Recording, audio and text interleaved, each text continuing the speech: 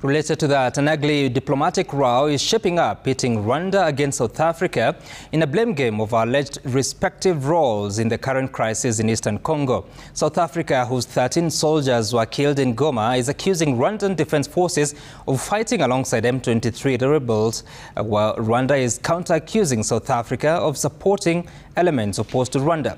South African President Cyril Ramaphosa and Rwandan President Paul Kagame have in the last 24 hours engaged in a testy exchange of words, with the Rwandan president declaring Rwanda's readiness for any confrontation with South Africa. Emmanuel Toh reports.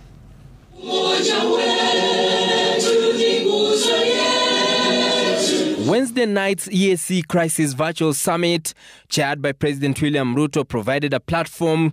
He got rid of them and he decided to bring in SADC. For the apparent angry venting by Rwandan President Paul Kagame, who broke away from diplomatic traditions to launch a scathing attack on his South African counterpart, Cyril Ramaphosa. He's also there pretending to be playing a peacemaker role. And he has a force that has been fighting alongside FDLR and has been fighting the M23 on the instructions of Tshisekedi, because these are people who are not supposed to be in Congo. The South African leader had earlier in a statement accused Rwanda of supporting the M23 rebels in their takeover of the city of Goma, where 13 South African soldiers were killed. But Kagame denies helping the M23 militia. M23 are not Rwandans, please. These are Congolese, and one time he accepts it, then another time he says no, part of it is yes, and then the other part is from Rwanda, and these are the.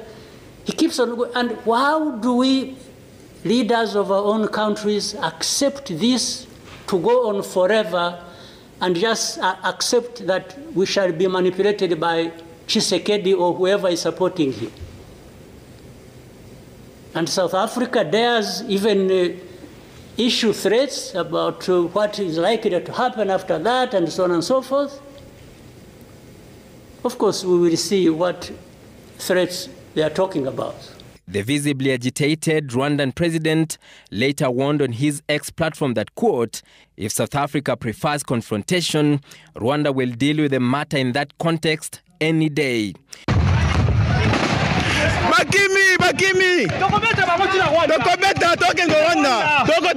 Foreign nations have for the last 30 years featured prominently in wars in the Congo, with the first war starting in October 1996 and ending in May 1997 with the overthrow of the then Zaire President Mobutu Sese Seko. Following the 1994 genocide, Rwandan forces pursued ex-army and Hutu militia into Eastern Congo. Rwanda would later become instrumental in the war that swept Laurent Kabila to Kinshasa and to power. The Second War in Congo broke out in 1998, drawing in Rwanda and Uganda on the rebel side, while Angola, Zimbabwe and Namibia sided with the Kinshasa government. The war, sparked by the reversal of alliances between Kinshasa and Kigali, saw Kabila order all foreign troops out of Congo, which saw some senior-ranking government officials of Rwandese origin kicked out of Kinshasa. Rwanda responded with a fresh invasion, propping up the divided Rally for Congolese Democracy (RCD) rebels. The Rwandan-backed rebel advance was stopped by the concerted forces of Angola, Namibia and Zimbabwe. Just over 20 years later, regional and foreign currents are at play yet again, suggesting the ugly prospect of another multi-fronted war in the Congo. And going by the rhetoric of the last 24 hours, Rwanda and South Africa have seemingly already picked their numbers. Emmanuel Toh, Citizen TV, Nairobi.